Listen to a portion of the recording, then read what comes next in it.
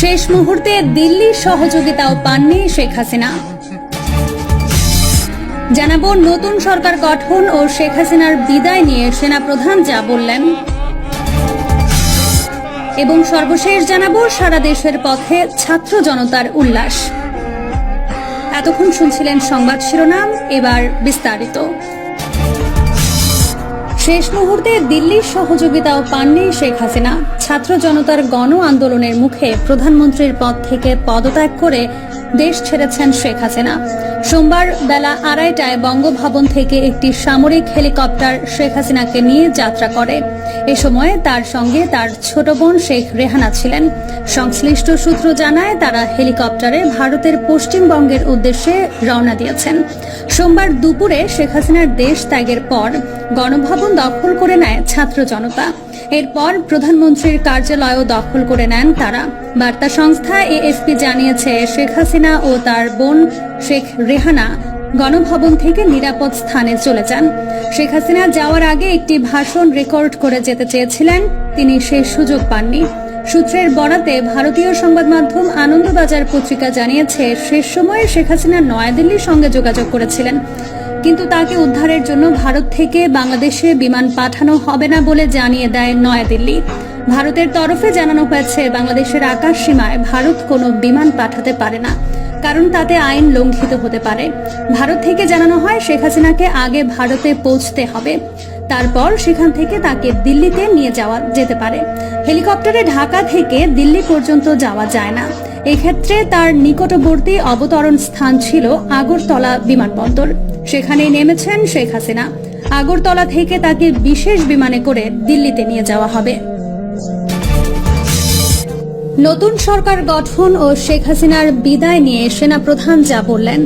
বাংলাদেশ সেনাপ্রধান জেনারেল ওয়াকারুজ্জামান বলেছেন, শেখ হাসিনার পদত্যাগের পর সব দলের সাথে আলোচনা করে তারা একটা অন্তর্বর্তীকালীন সরকার গঠনের সিদ্ধান্ত নিয়েছেন এবং সেই সরকারের মাধ্যমেই দেশ পরিচালনা করা হবে। আমরা আজকে সুন্দরভাবে কথা বলেছি, প্রধান দলের নেতারা উপস্থিত ছিলেন। আমরা সুন্দর আলোচনা করেছি। এই আলোচনা ফলপ্রসূ হবে বলে মনে করছি। সুন্দর একটা অন্তর্বর্তী সরকার গঠন করে দেশ পরিচালনা করব। মাননীয় প্রধানমন্ত্রী পদত্যাগ করেছেন, এখন একটা অন্তর্বর্তী সরকার গঠন করে আমরা আমাদের কার্যক্রম পরিচালনা করব। বিকেল 4টার দিকে এক ব্রিফিংয়ে বলেছেন তিনি জানান, তিনি সব দলের নেতৃবৃন্দকে আমন্ত্রণ করেছিলেন এবং তাদের সাথে তার সুন্দর আলোচনা হয়েছে, যেখানে তারা একটি অন্তর্বর্তী সরকার গঠনের সিদ্ধান্ত নিয়েছেন। একটা অন্তর্বর্তী সরকার গঠন করব এবং এই সরকারের মাধ্যমে এদেশের সব কার্যকলাপ চলবে। আমরা এখন রাষ্ট্রপতির কাছে যাব, ওনার সাথে আলোচনা করে অন্তর্বর্তী সরকার গঠন করে দেশ পরিচালনা করব।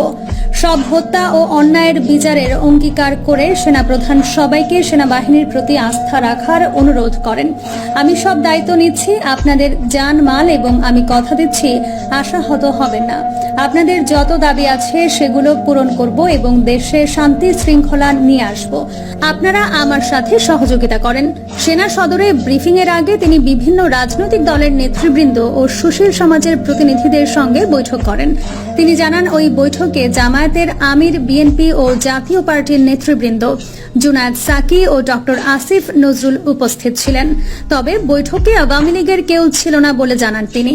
ভাঙচুর, হত্যা, মারামারি ও সংঘর্ষ থেকে বিরত থাকার আহ্বান জানিয়ে তিনি বলেন, তার কথা মতো চললেও একসাথে চললে তারা একটি সুন্দর পরিণতির দিকে এগিয়ে যেতে পারবেন।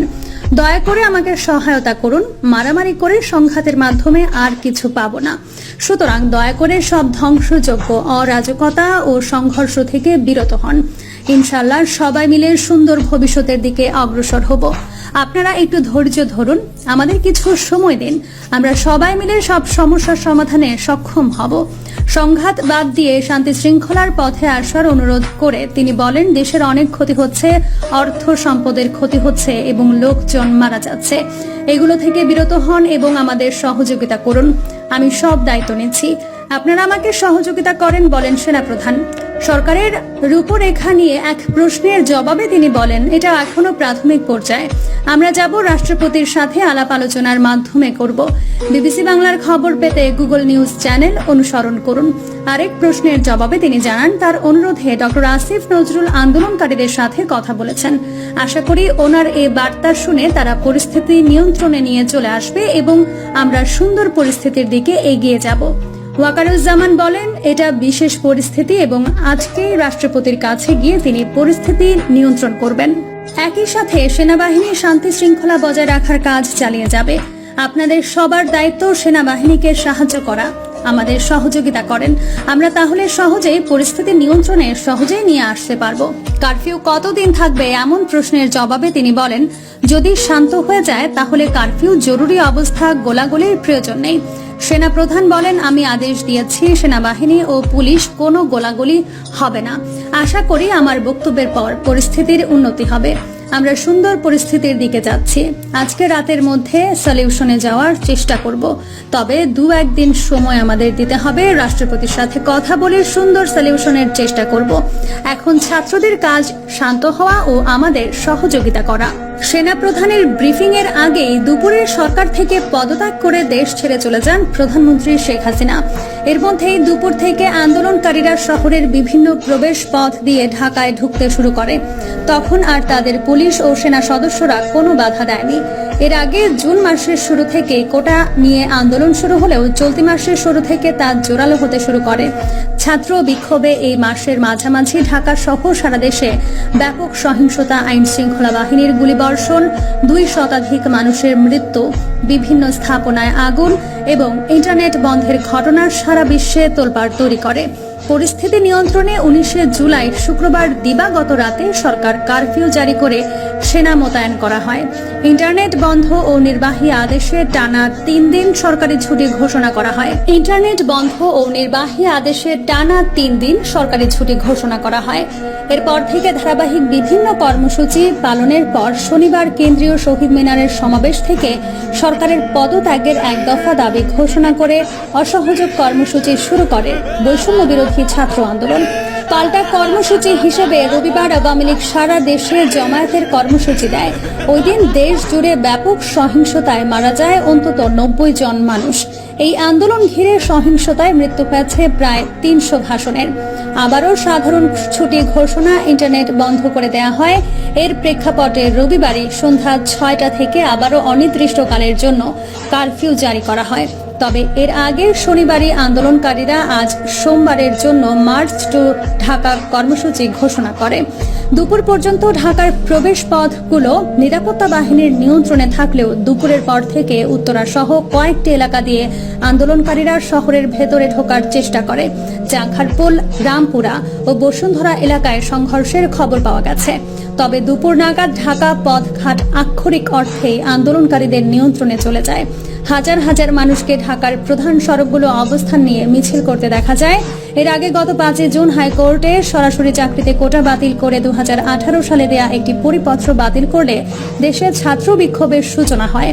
পরবর্তীতে সুপ্রিম কোর্ট হাইকোর্টের রায় বাতিল করে কোটা সংস্কারের নির্দেশনা দিলেও পুলিশের গুলি ও সহিংসতায় প্রায় 200 মানুষের মৃত্যুর প্রতিবাদে ও আটক শিক্ষার্থীদের মুক্তির দাবিতে 9 দফা দাবি জানিয়ে নতুন করে কর্মসূচি দিতে থাকে, যা শনিবার এসে 1 দফা অর্থাৎ সরকারের পতনের দাবিতে রূপ নেয়। সারা দেশের পথে পথে ছাত্র জনতার উল্লাস। প্রধানমন্ত্রী শেখ হাসিনার দেশ ত্যাগের খবর ছড়িয়ে পড়তে সারা দেশে উল্লাস শুরু হয়। রাজধানী ঢাকা সহ সারা দেশে উল্লাস করছেন সাধারণ মানুষ। পথে পথে ছাত্র জনতার সঙ্গে উল্লাসে অংশ নিয়েছেন হাজার হাজার মানুষ। সোমবার বেলা 2:30টায় বঙ্গভবন থেকে একটি সামরিক হেলিকপ্টার শেখ হাসিনাকে নিয়ে ভারতের উদ্দেশ্যে যাত্রা করেন। এই সময় তার সঙ্গে ছিলেন ছোট বোন শেখ রেহানা। সংশ্লিষ্ট সূত্র জানায়, তারা হেলিকপ্টারে ভারতের পশ্চিমবঙ্গের উদ্দেশ্যে রওনা দিয়েছেন। এদিকে বার্তা সংস্থা এএফপি জানিয়েছে, শেখ হাসিনা ও তার ছোট বোন শেখ রেহানা গণভবন থেকে নিরাপদ স্থানে চলে গেছেন। শেখ হাসিনা যাওয়ার আগে একটি ভাষণ রেকর্ড করে যেতে চেয়েছিলেন, তিনি সেই সুযোগ পাননি। এর আগে বেলা 2টার দিকে বিভিন্ন রাজনৈতিক দলের নেতা ও বিশিষ্ট ব্যক্তিদের সঙ্গে সেনা সদর দপ্তরে সেনাবাহিনীর প্রধান জেনারেল ওয়াকারুজ্জামান বৈঠক করছেন বলে জানা যায়। জাতীয় পার্টির সিনিয়র কো চেয়ারম্যান আনিসুল ইসলাম মাহমুদ ও দলটির মহাসচিব মুজিবুল হক চুন্নু সেনাপ্রধানের বৈঠকে ডাক পেয়েছেন। এদিকে ঢাকা বিশ্ববিদ্যালয়ের আইন বিভাগের অধ্যাপক আসিফ নজরুল ডাক পেয়েছেন বলে জানা গেছে। প্রিয় দর্শক, এই ছিল এখনকার সর্বশেষ সংবাদ।